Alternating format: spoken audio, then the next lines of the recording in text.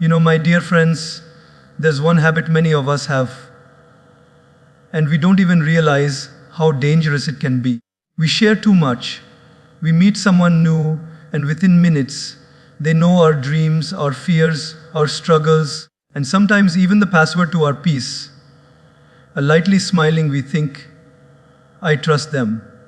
But my friends, trust is not built in moments of excitement, it is tested in moments of silence. I once met a young man who came to me, frustrated and heartbroken. He said, I don't understand, I help so many people, shared everything with them, and today they're using my own words against me. And I said to him gently, my friend, you didn't lose your peace because of them. You lost it because you gave too much of yourself away, too soon, to the wrong people.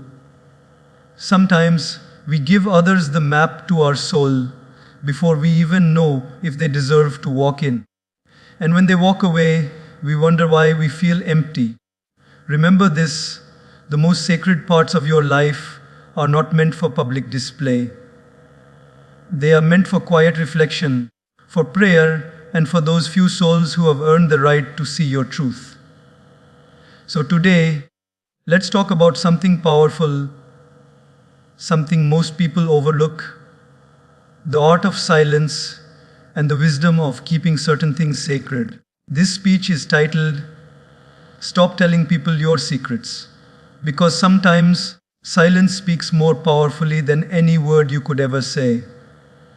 We live in a world where everyone is smiling, everyone seems kind, and everyone looks friendly. But my friends, not every smile carries the intention of the heart. Some smiles are genuine, born from affection, warmth, and goodwill. But some smiles hide curiosity, envy, or even manipulation. We often confuse friendliness with loyalty, and in doing so, we open doors that should have remained closed. There's a big difference between someone who listens to your secrets and someone who guards them, between someone who claps for you in public and someone who prays for you in private. Let me tell you something I once observed. There was a young woman who came to me very upset. She said, I don't understand, I thought I had good friends. I shared my personal struggles, my plans, my challenges, but now I hear my own words echoing in places I never spoke. And I asked her, my dear, did you ever test the depth of their loyalty, or did you just assume it from their smiles? She went silent. That silence said everything. We often mistake attention for affection. Just because someone seems interested in our story doesn't mean they are invested in our well-being. When you share your secrets too easily, you place pieces of your soul in hands that may not know how to handle them. People may nod, they may comfort, but not all are capable of keeping your truth sacred. In life, there are three kinds of people: those who are curious, those who are kind, and those who are truly loyal. The curious want to know everything, not to help, but to feel included. The kind will listen and may offer sympathy. But the loyal, they are rare, they listen, protect, and never repeat. They are like the tree that offers shade but never asks for applause. Loyalty is not proven by how long you've known someone. It's shown by how they treat you in your absence. We must learn this delicate art to discern between those who simply stand beside us in the sunshine and those who will hold an umbrella for us when it rains. Friendliness is easy. It's social, it's convenient, it's public. But loyalty is sacred, it's private, it's tested in moments of silence, and it is proven in the absence of witnesses. In your workplace, for example, you might have colleagues who smile, compliment you, and even share lunch. They seem warm and pleasant. But the moment you reveal your personal thoughts, your fears about your job, your plans for a promotion, or a mistake you made, those same words can circle back to you in unexpected ways. The friendly conversation that felt safe becomes a chain that binds your trust. Many people don't mean harm intentionally, they just don't understand the weight of what they carry. But there are also those who do, and that is where wisdom must guide your tongue. Even in families and social circles, not everyone who acts close holds your heart with care. There will be people who are cheerful when life is easy, but distant when you need understanding. There will be people who ask you to open up, not to help you, but to measure how far they stand above or below you. That is why you must protect your energy. Don't let anyone's smile become the password to your inner world. It doesn't mean you must live with suspicion. No. It means you must live with discernment. A person who is loyal will never make you doubt their presence. They will not change with seasons. They won't need to prove themselves through words. Their actions will quietly show it. You will feel peace when you are with them, because loyalty carries peace, while fake friendliness carries pressure. The pressure to please, to impress, to maintain an image. True loyalty is silent strength. Think about how sunlight doesn't announce itself, but still brightens everything. That's how a loyal person is. You may not even notice their depth until a storm comes, and then you realize they were your shelter all along. So when you meet people, don't rush to call them your friends. Observe. Time reveals truth. Notice how they react when you succeed and how they respond when you fail. Some will be there only when you shine, others only when you struggle. But the truly loyal, they will stand beside you through both. In this life, protect your circle. You don't need many, you just need a few who understand your silence more than others understand your words. When you find them, treasure them. But until you do, keep your deepest thoughts sacred. Let the world see your smile, your kindness, and your growth, but let your inner truths stay where they belong, within the heart that God Himself guards. There is a certain sacred power in silence. It's not the silence of fear or avoidance, but the silence of peace, the kind that holds wisdom, strength, and control. You see, when we speak, our words become energy. They travel, they influence, they plant seeds in other minds. But once that energy leaves your lips, it is no longer yours. It belongs to whoever hears it, interprets it, and carries it forward. Sometimes accurately, sometimes distorted. That's why silence is not weakness, it's ownership. It's how you protect what truly belongs to you. Your thoughts, your emotions, your peace. Think about this.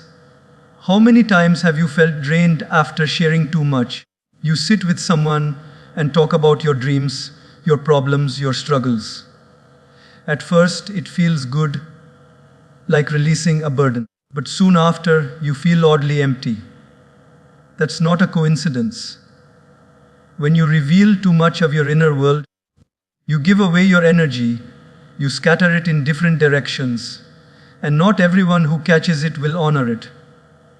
Some will judge, some will gossip, some will even use it against you. And when that happens, you realize your peace has been taken hostage by your own words.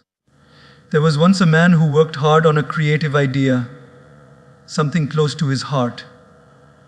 Excited, he shared it with a few friends. Some smiled and encouraged him. Others laughed and dismissed it. Slowly, their opinions began to weigh heavier than his passion. He started doubting himself, questioning his ability. What happened? His idea was pure when it was silent. It was full of energy, vision, and focus. But once he spoke about it prematurely, it became exposed to energies that diluted its strength. The idea didn't lose power because it was weak.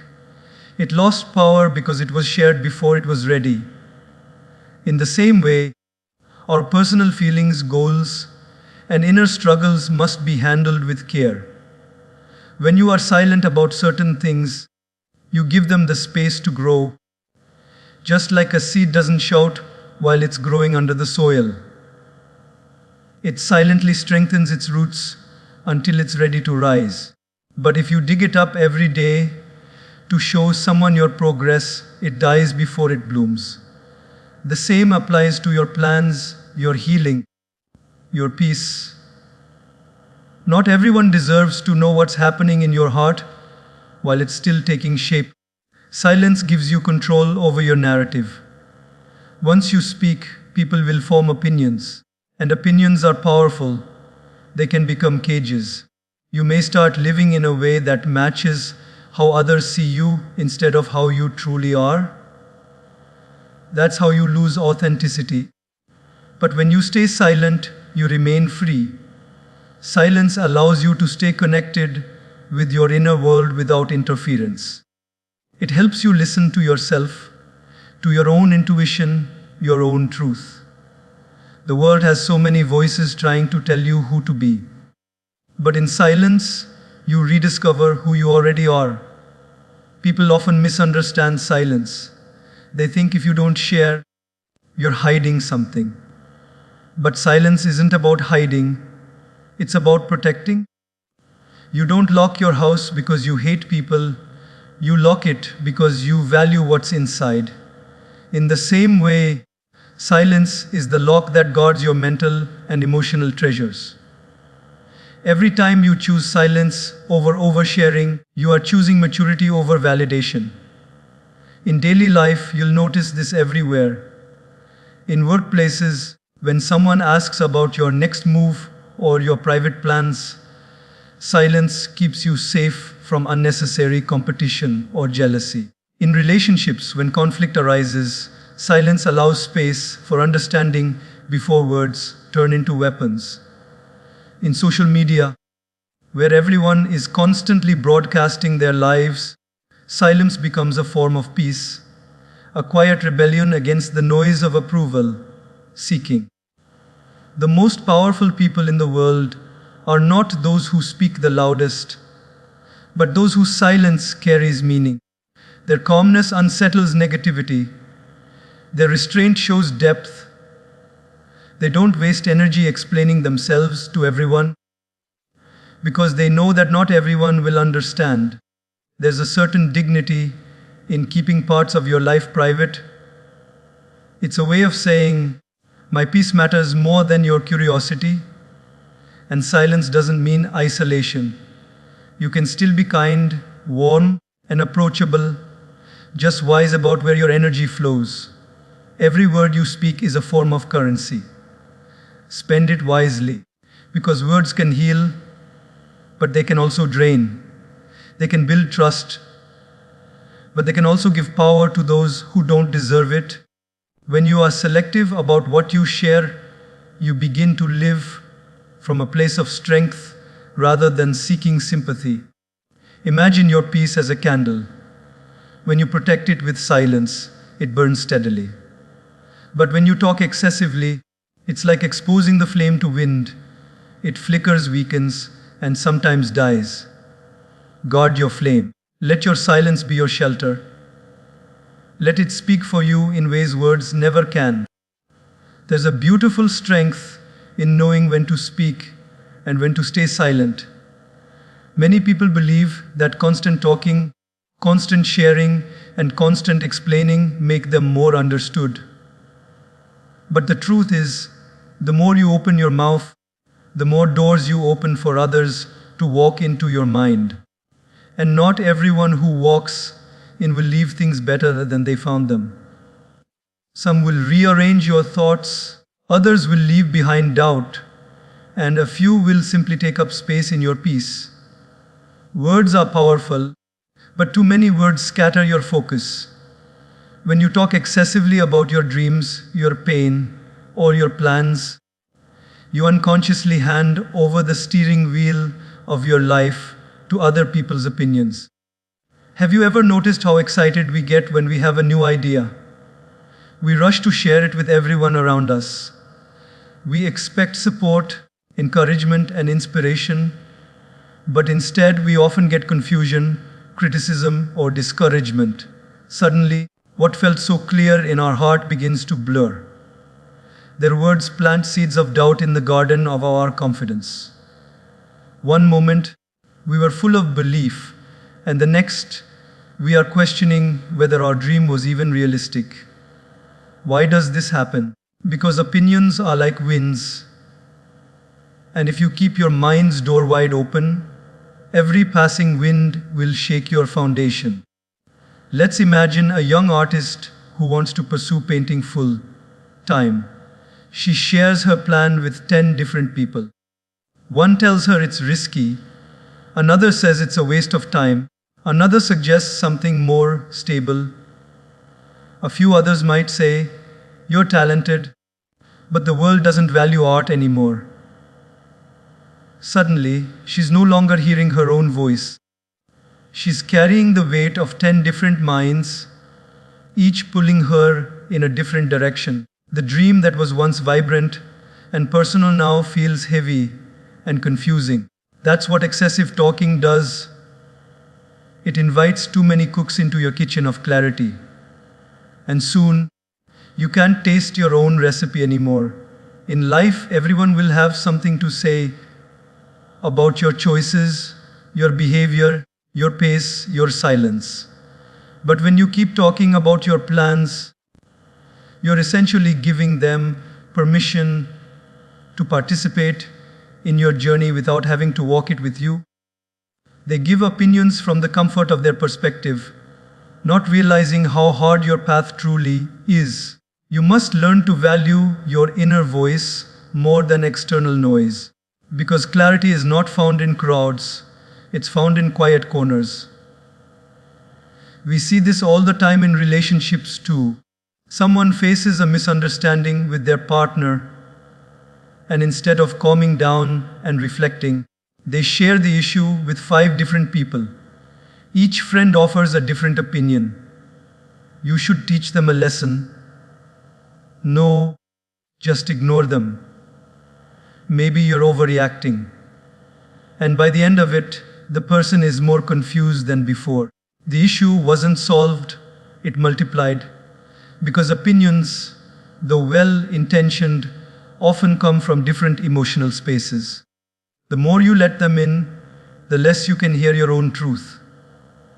Even in spiritual growth, this lesson applies. There comes a time when your soul seeks depth, peace, and connection with the divine. But if you keep talking about every little experience, every doubt, every emotion, every realization, you invite unnecessary analysis. Some people will interpret your spirituality, some will question it, and some may even mock it. Soon, your divine connection feels tangled in human opinions. Silence, however, keeps your connection sacred. It allows your soul to understand itself without interruption. Talking too much about your life also drains your power. Because every time you explain yourself, you are defending your choices. And the more you defend, the more you depend on validation. People start thinking they have a right to your story, to your emotions, to your path. But you don't owe explanations to everyone. You owe understanding to yourself. The wise learn that peace is not found in being understood, but in understanding themselves. In daily life, you'll meet people who talk constantly about everything and everyone. They fill silence with noise because silence makes them uncomfortable. But notice how drained they often feel. Constant talkers often lose connection with themselves because they're too busy broadcasting their thoughts to the world. A quiet person, on the other hand, might speak less but carries a certain depth. Their words feel more valuable because they are chosen with care. When you talk less, your words gain weight. People listen because they sense that you only speak when it matters. So, if you find yourself over-explaining or oversharing, take a step back. Ask yourself, do I really need to say this? Is this conversation adding peace to my heart or confusion to my mind? Sometimes, the best clarity comes not from talking it out, but from sitting in silence and letting the answer reveal itself within you. Remember, clarity is like a still pond. When you keep throwing stones of opinions into it, the reflection becomes distorted. But when you let it rest in silence, the reflection becomes crystal clear. The same is true for your mind. The more noise you allow in, the less you can see your true direction. Guard your clarity by guarding your words. Speak when it's necessary, share when it's wise, and listen when it's time. Because silence doesn't mean you have nothing to say. It means what you have is too valuable to be wasted on noise. We live in a time where emotions rise and fall like waves. One moment, someone makes us feel deeply connected, and we instantly assume that connection equals trust. But my friends, trust is not built in a spark, it is built in a steady flame. Just because someone shares a laugh with you, wipes your tears once, or shows kindness in a moment of vulnerability, does not mean they have earned the right to hold your deepest truths. Emotional moments can be powerful. Yes, they touch the heart, but true trust is tested not in the moments when life is easy or emotional, but in the moments when loyalty is inconvenient. Many of us have made the mistake of trusting too quickly. Maybe you've met someone who just gets you. They listen, they care, they seem genuine. You open up, thinking you found someone who will protect what you say. And for a while, everything seems perfect. But slowly, you start noticing cracks. Words you spoke in confidence surface in conversations where they shouldn't. Your honesty becomes gossip. Your story becomes someone else's topic. And you sit there wondering, where did I go wrong? The answer lies in confusion between emotional closeness and earned trust. Consistency is the true test of a person's heart. Anyone can be kind for a day, supportive for a week, or understanding for a moment, but to stay loyal, respectful, and reliable through time, that's rare. Think of the people in your life who have stayed with you through silence, who didn't just show up when you were smiling, but stayed when you were breaking. Those are the ones who understand trust. They don't need grand words, their presence is their promise. In daily life, you see this truth play out constantly. At work, for example, a colleague might flatter you, agree with your ideas, and show interest in your success. But the real test comes when a challenge arises. Do they stand with you when things go wrong, or do they step back to save their image? Consistency reveals character. Emotional moments reveal connection. The wise know the difference. In friendships too, this lesson is essential. You may share laughter, late night talks, and heartfelt confessions, but real trust only grows when time proves that your words are safe with them. Watch how they talk about others. If they gossip about everyone to you, they will eventually gossip about you to others. Loyalty isn't built through emotions, it's built through behavior. When someone is consistent in respect, in presence, in integrity, only then can your heart rest safely in their hands. Even in family relationships, where love is assumed, trust must still be built. You may love someone deeply, but love and trust are not the same. Love can be unconditional, but trust is conditional. It depends on patterns, not promises. A family member might care for you emotionally, yet still mishandle your secrets if they lack discipline in speech. That's why you must observe, not just feel. Don't let a single emotional connection make you forget years of observation. There was once a story of a man who had a dear friend. They had shared everything, joys, sorrows, even failures. One day, In a moment of frustration, that friend used one of his secrets in an argument. The man stood in silence, realizing that his trust was not broken in that moment, it was being revealed. He said something profound. It wasn't that you betrayed me, you only showed me that my trust was misplaced. That's what happens when we confuse temporary emotion for permanent loyalty. People may mean well in the moment, but only consistency tells you who they truly are. Trust is like a bank account. Every act of honesty, reliability, and loyalty is a deposit. Every lie, betrayal, or broken promise is a withdrawal. The problem is, most of us give people credit before they've earned any balance. Then, when they overdraw, we feel heartbroken. The wise build trust slowly. They observe patterns, they test reliability, and they understand that someone's consistency in small things reveals their capacity for bigger things. Think about your relationship with God. You don't build trust in Him because of one answered prayer. You build it over time, through seasons of silence, through struggles, through blessings that come unexpectedly. It's His consistency that builds your faith. The same principle applies to people. Don't rush trust because of how you feel in a moment. Emotions are waves, but trust is a rock. It's built when people show up again and again, even when there's nothing to gain. In the age of instant connection, we crave immediate closeness. We want to feel seen, understood, and valued. But closeness without consistency is dangerous. It makes us vulnerable to disappointment. Real trust doesn't rush. It grows quietly through repeated proof, through words kept, through actions matched with promises, through respect that doesn't fade when no one's watching. So, before you hand your secrets to someone, pause. Ask yourself, have they shown consistency in their character? Do they respect boundaries, not just with you, but with others? Have they been there long enough to understand your silence, not just your words? These questions protect your peace. There is a sacred beauty in privacy, a quiet strength in keeping parts of your life hidden, not out of fear, but out of self-respect. Yet in today's world, many have forgotten the art of keeping things to themselves.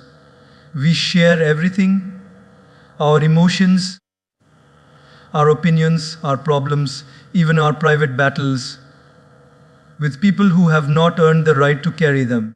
We open our hearts too quickly, thinking connection means exposure.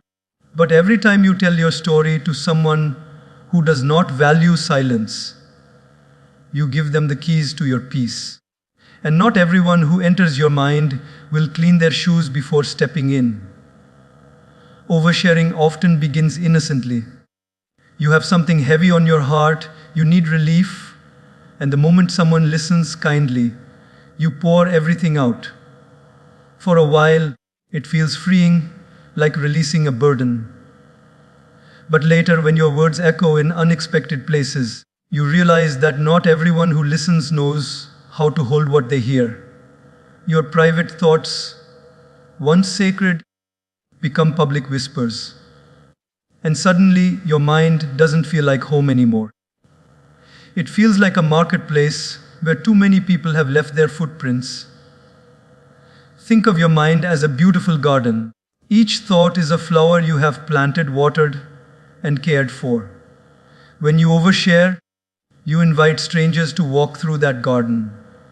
Some will appreciate it, some will trample over it, and some will pick what they like and leave the rest damaged. When too many people have entered, your once peaceful garden starts to look messy and unclear. You start to see your own thoughts through other people's judgments. What used to bring you peace now brings you confusion. In daily life, oversharing happens in subtle ways. At work, you may casually tell a coworker about a disagreement with your boss, thinking it's harmless conversation. Later, it becomes gossip, spreading through the office like wildfire. What began as a small venting moment now shapes how others see you. At home, you might tell relatives about every issue in your personal life. They might offer advice, opinions, or criticism, not realizing that sometimes all you needed was space, not commentary. And on social media, it's even easier. One emotional post, one unfiltered thought, and suddenly the world is involved in something your heart wasn't ready to share. Oversharing doesn't just expose your private life, it exhausts your emotional energy. Every time you explain your feelings to someone, you relive the emotion. Every time you tell your story, you reopen old wounds.